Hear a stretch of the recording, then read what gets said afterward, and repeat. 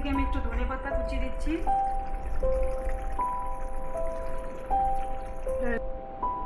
আপনারা এই রেসিপিটা একবার বানিয়ে খাবেন, দেখবেন কিন্তু ভাতের সাথে খুব ভালো লাগে। নমস্কার।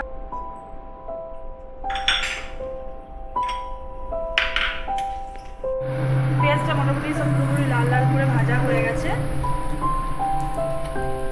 পেঁয়াজটা পুরো লাল লাল করে ভাজা হয়ে গেছে।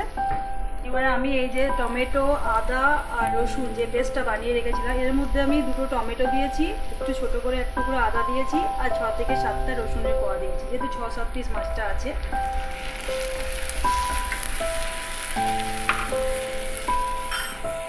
এটা ভালো করে কষিয়ে নেব।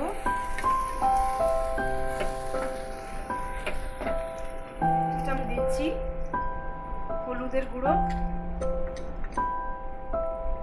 সল্ট, একটু রেড চিলি পাউডার,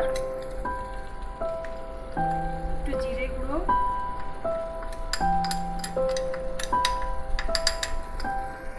ভালো করে আমি কষিয়ে নিচ্ছি।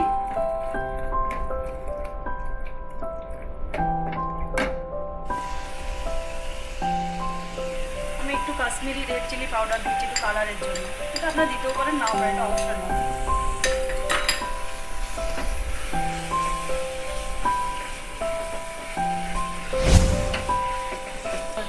মশলাটা থেকে তেল ছেড়ে এলে আপনারা একটু হালকা যদি জল দিতে চান একটু জল দিয়ে, জলটা ভালো করে একটু ফুটলে আপনারা মাছের পিসগুলো দিয়ে দেবেন। আমি একটু জল অ্যাড করছি, মশলাটা ভাজা হয়ে গেছে মোটামুটি, কাঁচা গন্ধটা চলে গেছে মশলার থেকে।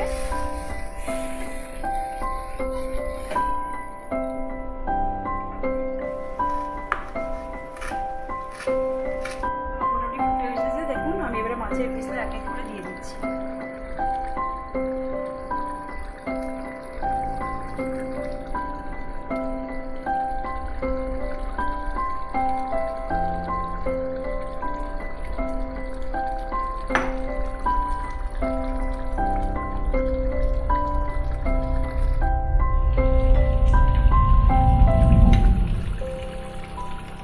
রান্নাটা মোটামুটি হয়ে এসেছে। এবার আমি ওপর থেকে একটু গরম মশলা ছড়িয়ে দিচ্ছি। গরম মশলাটা দিয়ে আমি একটু ভালো করে নেড়ে নেব।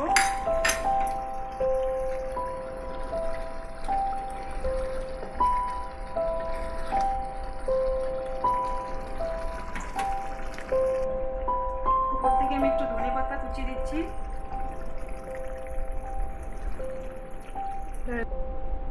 আপনারা এই রেসিপিটা একবার বানিয়ে খাবেন, দেখবেন কিন্তু ভাতেরটা এখানেই শেষ করছি।